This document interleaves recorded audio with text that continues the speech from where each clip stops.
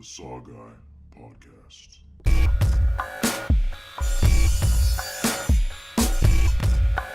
Like scary movies.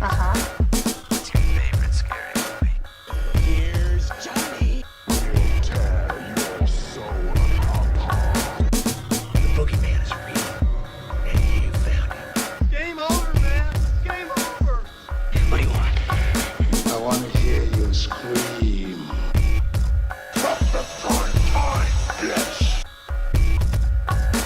Welcome to the SaWGuy podcast, as always on the SaWGuy, and you're joining me for part 2 of a Nightmare on Elm Street series. That's right, part 2. So, I know this is a 2-part episode. There's a lot of research I had to do, but anyways, I'm breaking this down in 2 parts, right? So, part 1, I got down into the whole discussion of Freddy's Revenge, the Dream Warriors, the Dream Master, and the Dream Child. As I said, there's a lot of fucking dreams already. But anyways, this part 2, I'm going to break down for you Freddy's Dead, which is part 6, Wes Craven's New Nightmare, which a lot of people consider part 7, and the true ending of A Nightmare on Elm Street, and the remake. Dun dun dun, I know. And I know a lot of you are thinking and probably commenting down there right now, what the fuck, what about Freddy vs. Jason? I'll get to that, don't worry. I'm going to have to do a whole separate episode on that because that's a story of its own, you know. I lived that whole thing, so that's why. But anyways, since I'm going back to the Nightmare on Elm Street series, as I had already said in the last video, was part 5, a lot of people really didn't like it. And they didn't like it because the whole storyline was just kind of very odd, very different. And for me personally, I loved it. You know, I know a lot of people are like, man, you're crazy. Why would that be your favorite Nightmare on Elm Street? That one was my favorite because I got to see it all the time. And it was a taboo back in the day to watch horror films when you were a young kid, you know. So, but anyways, with that whole part 5 coming out with the Dream Child, it wasn't good. So when they came back with part 6, they said, okay, how are we going to do this story? How are we going to end it? And part 6 was a different beast of its own. It really was, you know. They basically got somebody, I forgot her name, but I know she was a part of the whole Nightmare on Elm Street franchise. She basically started as a desk job, moved into like assistants, and like moved her way all the way up to part 6 when she was finally a director. So it was in good hands, don't get me wrong, you know. And this came out around early 90s, I want to say 90, 91, and basically they didn't even call it a Nightmare on Elm Street. They basically said Freddy's Dead. Or I think they called it Nightmare on Elm Street, Freddy's Dead, something like that, around those taglines. But it was basically their way of saying, this is the last one, we're one and done, that's it. And this whole story was centered around Freddy Krueger's life, which is pretty cool. So it didn't tie in to the TV series, because the TV series, when it came out after part 3 or 4, I want to say it was part 3, when the TV series came out, the first episode basically showed how Freddy Krueger was caught, he was in court, he gets out of court, the parents kill him and they burn him. And this kind of plays into that. Part 6 followed and centered around a woman who ended up being Freddy Krueger's child. Fred Krueger, he had a normal life, he just had a sick fantasy of hurting children. That's all basically part 6 was telling you. It was his whole backstory and how it basically affected his daughter and how she didn't know much. And then the whole story basically follows that into like this big climax ending, right? And this came out at a time when 3D just, you know, happened to be popping out at this time in movies again. You know, I know there was that trend recently and then it kind of phased off, but it didn't start, well, I lost my train of thought. I was going to say, it didn't start like then. It started like way back. I mean, there's movies back in the 80s that tried to do 3D. But anyways, they filmed this in 3D.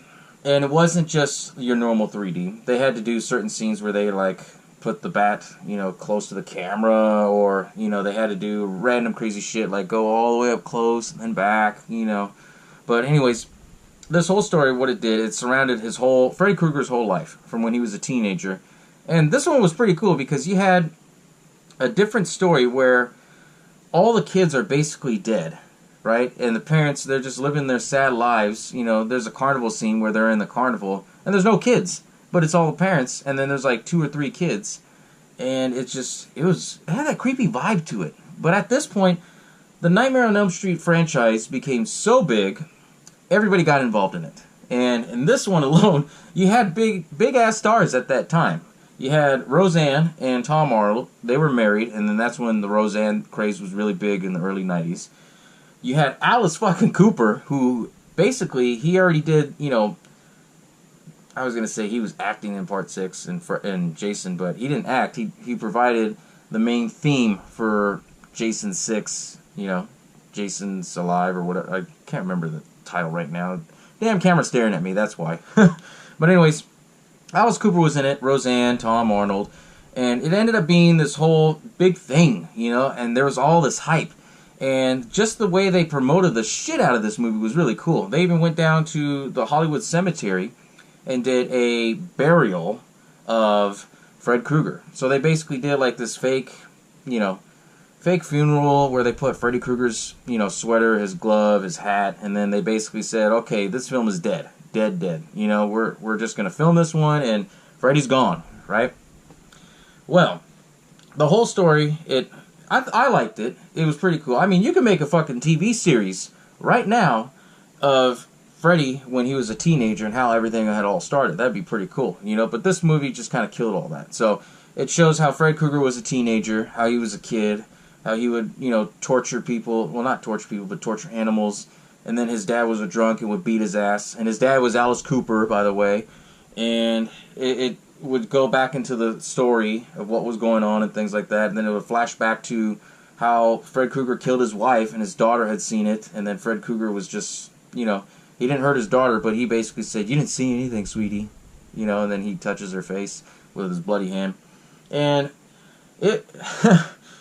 that's pretty cool how they gave him a backstory on this one. They finally talked everything about it, but this film was completely shot in a way where it's just like, really? It's just, because you had some great names in there. Hell, I even forgot to mention, Johnny Depp was in it. He made a cameo in the scene, They had Breckin Meyer, who writes Robot Chicken and all this other stuff for Adult Swim. And there was a lot of winks that they did to this film. They had a Nintendo Power Glove, and they made a death scene where Breckin Meyer's character was in a video game and everything like that. And so this one, it became super corny. It was basically, Robert Englund said it best himself. It was like Bugs Bunny fucking around like in the Looney Tunes, That's how this film basically was. And, I mean, it's it basically epitomizes what Freddy had become. He basically became more of a punchline. They took all the scare factor out, and they said, okay, we're just going to try and make this film, give him a backstory, give everybody and all the fans who he was, things like that, and we're going to end the series. And that's what they did.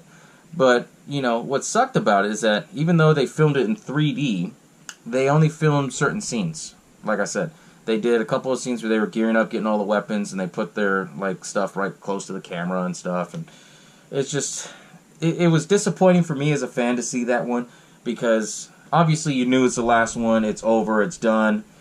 But it just, I mean, going back and watching it, I appreciate it now, because when they ended it, you thought it was done. It wasn't. It really wasn't, And the reason why the series wasn't done is because the owner of New Line Cinema, he basically thought, okay, Wes Craven built this franchise for me. I took a shit all over on it. That's basically his thought, I'm assuming. That's not written in record, that's my assumption. Okay, let's be fair about that. And he gave Wes Craven one more shot to do a Nightmare movie. But it had nothing to do with Part 2 through 6. It had nothing to do with it. And he basically gave him the green light to do this new story. And it would follow all the original ideas of what Wes Craven had really wanted. So this new Nightmare series was actually called Wes Craven's New Nightmare. Which, I love this fucking concept. Because basically, this whole story, everybody is who they are. It's an actor within an actor of a movie, right? So Heather Langenkamp, she's the one who played Nancy. It follows her life and how shit's going on and everything like that, and how she's married to her husband, who's also a special effects guy, and he works in horror movies. Well, he's working on Nightmare on Elm Street. And I guess it's a sequel or a reboot. They never really explained what it was, but he was working on Nightmare on Elm Street. He gets killed, and oh man, I was just laughing because the way he gets killed. I'm not laughing at that. I'm laughing because there's a scene before Freddy puts his claw up and gets him in the chest.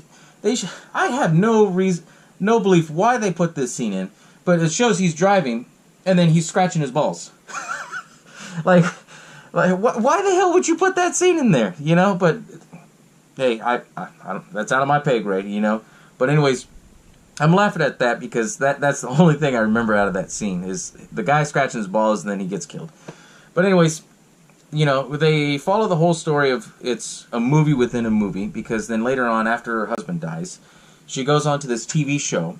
And then Robert Englund comes out dressed as Freddy. And then what's pretty cool is that at the talk show, all these kids are all dressed up as Freddy. And they start talking about, like, hey, was this actually true? Was this not true? And Heather Langenkamp, she had a son. And a lot of people recognize the son.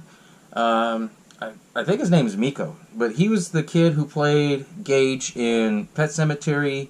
And, you know, he had a lot of acting credibility in his name because doing TV and all that stuff. But anyways, he played her son. And the whole story followed about how Freddy Krueger was messing with her son to get to her. And at the same time, while this is going on, she's like reaching out to everybody who's acted in the film. So they show like the cemetery scene where they're burying her husband and stuff. And then you see all the original actors from every one of the Freddy Krueger movies. And it was pretty cool. Like they did a lot of little winks into that one. Wes Craven wrote and he directed this whole thing. And when they actually finally showed Freddy Krueger how he is in Wes Craven's new Nightmare, they played him off as that he was a real demon from Wes Craven's thoughts, and that's how it started. And the whole movie only is happening because Wes Craven is working on the film while in the film. Mind blown, right? Yeah, I know. I had to watch it a few times to understand all the concepts in it, but anyways, there's a scene where she goes and sees West, and then as they're talking, it's like already right there on the computer. So basically he tells her, okay, you're going to have to fight this once and for all. And what's pretty cool is they brought back almost everybody who was still around at that time to the to the Freddy Krueger Nightmare on Elm Street series, right? They brought everybody. I think, obviously, Johnny Depp, he was too big of a star. They couldn't get him in. But anyways, this whole story was basically following the myth that Freddy Krueger was a demon and he was real and he was fucking with people, right? There was a lot of death scenes in this film. There was a lot of callbacks to a lot of death scenes. And the way they designed Freddy was just fucking creepy. They just did a fucking great job on it. You know, they brought back the original makeup artist from the first one. They basically said, okay, we're going to redesign Freddy. We're going to make him not look burnt, but we're going to make him look like his skin is split. He pulled his skin pieces out. He's not going to have a claw, per se, but the the knives are going to be right on his fingertips, like, comes right out. And what was different about this, it was cool, because they made him, like, wear a trench coat, his normal outfit, and it's all clean. And then he has the black cowboy fedora hat, the brown trench coat. What's funny, the trench coat wasn't fucked up, but his sweater was. You know, that was the only thing that I noticed on that. But anyways, he had the whole claw set up, and then he had one on his thumb, which I was like, okay, that's a little different, but I get where they were going with this, right? You got to understand, it was following a myth that Freddy was real. That's what this movie was playing on, and that's how the first Nightmare on Elm Street came about. You got to remember, it's a movie within a movie, right? And it was written really good. The acting was fucking phenomenal, and you know, even the death scenes, there was a lot of callbacks and winks. They did the same scene that Tina, where she was pulled up and then killed on the top and then dropped. But what I thought was brutal was they actually showed Freddy dragging her, and they showed that the little kid, he was sitting down and watching the whole thing, reaching out like, you know. And Freddy, he said some of the best lines in that film. Hey kid, ever played Skin the Cat? You know? And yeah, that was really cool. And then they had this elaborate scene where basically Heather Langenkamp basically said, if you have any issues, go home, right? So as everything's going on in the hospital, that whole scene went down, the kid escapes, as the kid escapes, they show this elaborate scene where he's running through the freeway, and Freddy Krueger, he's like right on the cloud, and then he has this big ass claw. He picks up the kid and lifts him up away from the car so he doesn't get hit and stuff like that. Just toying with him, cat and mouse, right? Shows that there's like the end embankment, and then you see a bunch of Freddys coming up. I mean, that shit was brutal, you know. And it was really cool how they did that scene. And then basically the big standoff, it was, you know, the kid, he gets taken into Freddy's world. Heather Langenkamp, she basically realizes she's in a movie now because she sees John Saxon, and then he starts talking to her like she's Nancy, right? And it was a weird trip to that. And then she turns around, she's back home at the Nightmare on Elm Street house, which is a little weird. And so she goes in, falls asleep, goes into his world. They have this big standoff, and then they show Freddy. I would say this Freddy, he's more of a gothic version, which is badass. I mean, they if you can improve anything on the character, they hit it out of the ballpark with that one. That was really good how they improved it. But anyways, the whole standoff was, he was trying to go after the kid, mess with the kid. They ended up killing Freddy. They wake up, and as they wake up, they're back in their original home. And, you know, she opens this book, and it's done by Wes, and Wes Craven, he signs it. And so, you know, her son, it says, okay, well, can you read me this story? So basically then she starts reading her son everything that happened within that movie. Mind blown, right? I mean, for what it was highly rated, really good. The acting was phenomenal, as I said. The only thing that sucked, though, it didn't do good in theaters. And it didn't do too good in theaters because of the fact New Line, they said, okay, we're done with the Freddy franchise. We're not going to go back to it. And they basically kept word on it, you know, because they didn't do a Nightmare on Elm Street film. They basically did Wes Craven's New Nightmare. So it was a different take on it, you know. But what I liked about it, there was a lot of winks to it. They did a lot of callbacks through all of them. Freddy Krueger, he wasn't very punny, you know, because Wes Craven didn't make him have that many puns. So he made him look more dark and sinister. And Wes Craven, he did a fucking phenomenal job for this film. It's highly underrated. If you've never seen it, I know for a fact Hulu, they just took off all the Freddy Krueger movies and Nightmare on Elm Streets. I know. I was pissed off too. Like, are you serious? Only 1 month? But I know they should have it on Amazon Prime. I've seen Wes Craven's New Nightmare for like $5, you know, on Blu-ray, floating around somewhere at a Walmart. But if you haven't seen it, take a look at that one, because that one was really good and it's very underrated. And a lot of people that I talk to, they all say that's one of the great ones, but they don't consider it a Nightmare on Elm Street series film, right? Because it was so different. It was a movie within a movie. And that was the last film that you heard for a long time, was that one. Because that one came out in 94. And when that one came out, they didn't have too much media hype. The only media hype that they got for that film was New Line, or I think it was Paramount. I think it was New Line. They had just bought the rights to Jason. They just filmed Jason Goes to Hell. And in that last scene where you see Jason's mask, Freddy Krueger's hand pops out and pulls the mask down. And that ended up being the seeds for Freddy vs. Jason, which was fucking phenomenal. I mean, you have that hype backing up, then you come out with a movie, Wes Craven's New Nightmare. A lot of people thought that it was going to build up to Freddy vs. Jason. Obviously, that didn't work out. And, you know, Freddy vs. Jason, I'm going to have to save for another episode because there's a whole backstory. Because that movie was in developmental hell for 10 years. They couldn't decide on an idea, director, or people to work on it and things like that and get the ball rolling. But anyways, Wes Craven's New Nightmare was the last one that they officially did. Robert Englund, he still ended up playing Freddy Krueger in Freddy vs. Jason. But that ended up being the last one that he did. Sadly. I know, it sucks. He basically came out and said, I retired. So, Robert Englund, he doesn't do Freddy Krueger movies anymore. Obviously, he'll have his hands in anything Nightmare on Elm Street related. He still does cons. You know, I think he recently did one, I think a couple years back. Maybe a couple months ago, if I'm not mistaken. He was at a con, one of the big ones, and dressed up in full makeup as Freddy Krueger, which was really cool. I mean, he gave back to the fans, so. But he doesn't do it anymore. So that leads me to build up to the remake, right? I know a lot of people fucking hated this remake. I don't know why. I personally loved it, but I'm an odd one. I like a lot of different things.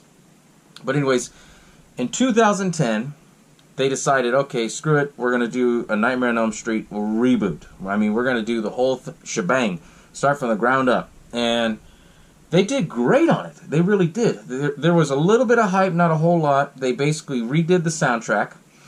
And I don't think they redid it. I think they more or less modernized it to how it sounds, how it would be, more terrifying.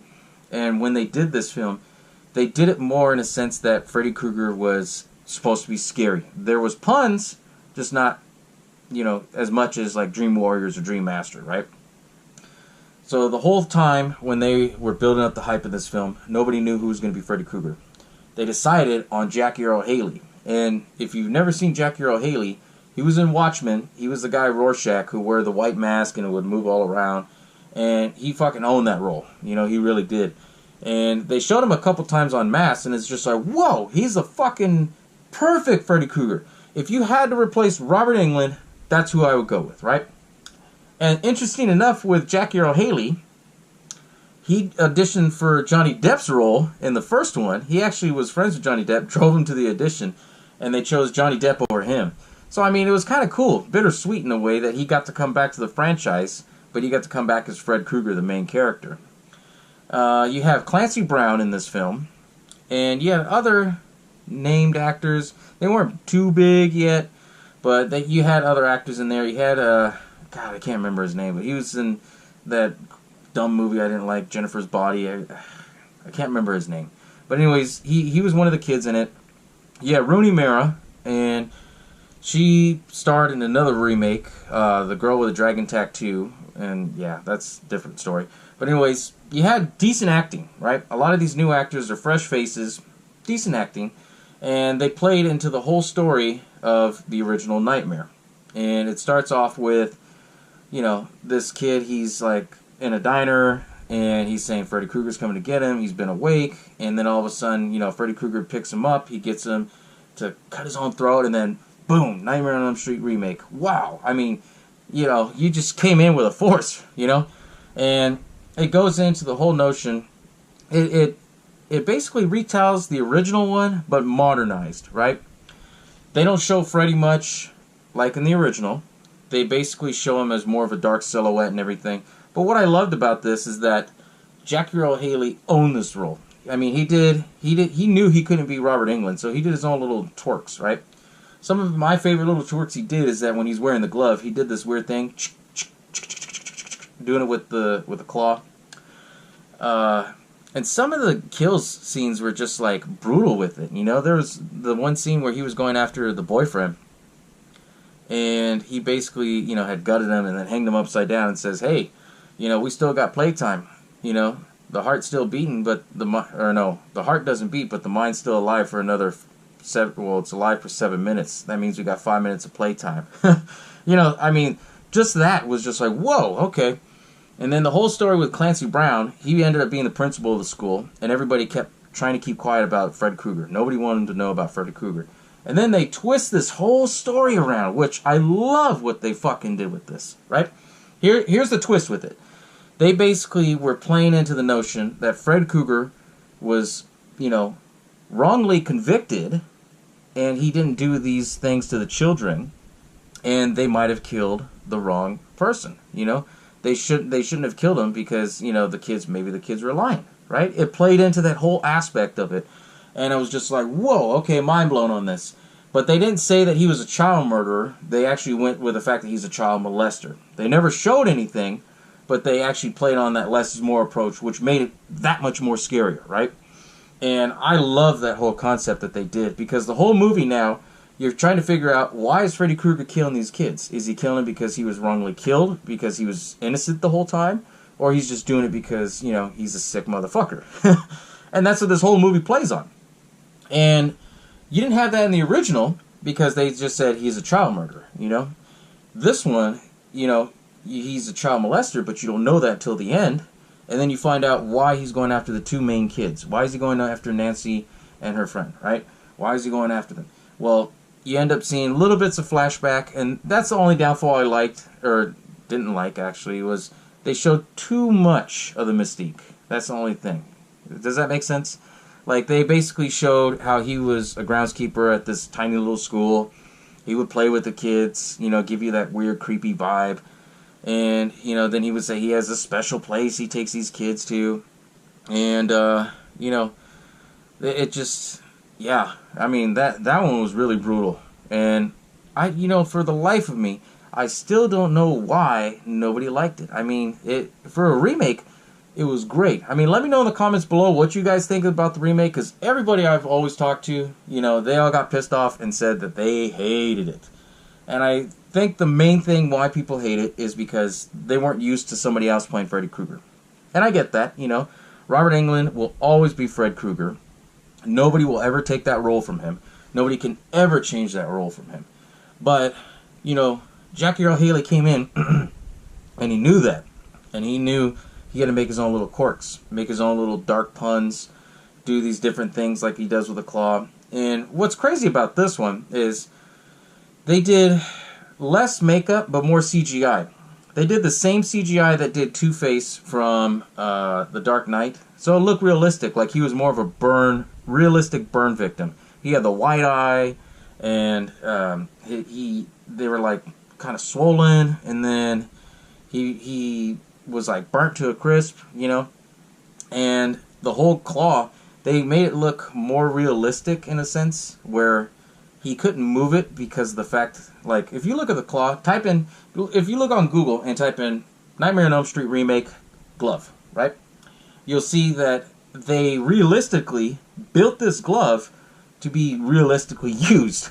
You know, I'm not lying. I can't make this shit up. You know, they put like different bands so that way when he moves it, the band pulls the glove and gives it a tighter fit and everything.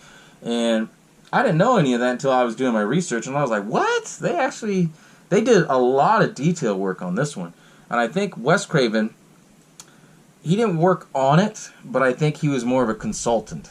You know, and he didn't get credited for it. He basically said, okay, well, Fred Krueger's like this. Yeah, that'd be cool in a different world, but this would work, you know. And I just love how they played off in the soundtrack with the remake.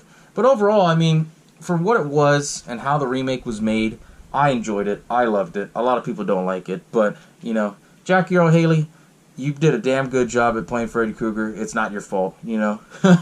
I don't know. I mean, I'm on the fence about it. But I love the fact that they still carry on the remake style, because now that the whole Nightmare on Elm Street and Fred Krueger, they became an icon in the horror community, basically, you know. They brought Fred Krueger back for video games, obviously for Mortal Kombat. They brought him back in, you know, anything that you see as Fred Krueger, it's more based not on the Robert Englund style, but more of the Jackie Earle Haley, which is cool, because I love that style, how he looked. But if you're going to talk about the whole original, you got to talk about Robert Englund. And nobody can ever replace that. I mean, Robert Englund was the voice. He is Fred Krueger, right? But let me know your thoughts below, guys. I mean, I'm really curious, because I love what they did to it. But unfortunately, since it didn't do too well in theaters like they hoped they would have, like every other remake that's been coming out, they basically abandoned it. So now that we're in 2018, there's talk that they're trying to redo the series, but they don't know if they should do it as a movie or should they do it as a TV show. Because the trend right now is that everybody is getting their own TV show. They're doing a TV show where it shows the life and the backstory before something happens, you know. Like they're showing, you know, obviously Batman and the whole Gotham series, all about Commissioner Gordon, how he became a commissioner. And it's similar how they're going to do it probably like on Nightmare on Elm Street. Somebody had actually made a really good fan... They did a fan-made trailer and said it was coming on Netflix. And I thought it was actually true. And I posted it on my site until one of my fans on there said, no, that's fake. And I was just like, what? Are you serious? I got so bummed out. I really did. You know, because I never... Like, I love what people do and the creativity on it, but if it's a legit thing, I lose my shit. You know, you guys seen my reaction video on Halloween, how I was, you know. That's how most horror fanboys like me do it. But yeah, I mean, honestly, that's my take on the whole Nightmare series, guys. I know I had to do 2 parts because there was so much information. There was a lot of shit that I had to cover. You know, Fred Krueger, he's a pop culture icon right now, and, anybody who's lived through the 80s, the 90s, and even now, they can tell you the whole backstory about Fred Krueger. Oh, yeah, he's the guy that gets you in your dreams, Everybody knows it. No one's going to say, oh, that's the guy with a hockey mask, right? You'd be surprised. I hear that a lot sometimes, But, honestly, I love the whole Nightmare series. And like I said, I had to bring it to you guys just because, I didn't want to give the first episode. I didn't want to give the first movie out there and then just leave the whole stone unturned. I mean, that's just basically like making Kool-Aid without the Kool-Aid, Then you just have a bottle of water, But I appreciate you guys for tuning in and following me on this special 2-part episode. And as always, once I'm done and out, guys, you know where it goes, right? Bow down to